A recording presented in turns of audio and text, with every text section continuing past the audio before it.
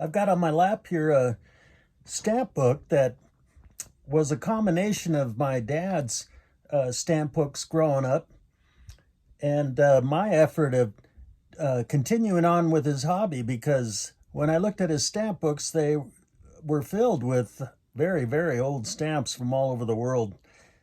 Collecting back then was something that people did in lots of different disciplines because they didn't have multimedia and internet and television. Well, later on, and then later they had, anyway, before radio, that's how you kept yourself amused. You studied things and collected things and made hobbies. So this was one of my hobbies, and my dad's collection here had stamps from everywhere and from way back. So I decided to combine his books into newer books, and that's what this one was. A book probably purchased around 1965, and probably by myself. And it was my only book for a while. That when you go through here, you'll notice that all of the stamps from the United States have been removed.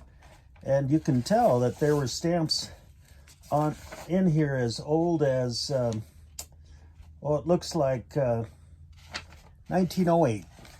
So then, after I got more into it, I got a American stamp book, this one.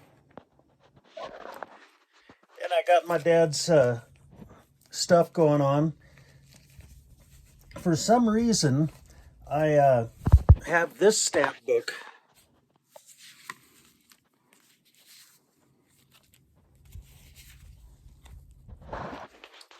I don't know what it's all about. If anybody's interested, you can go through this, and maybe there were doubles of stamps.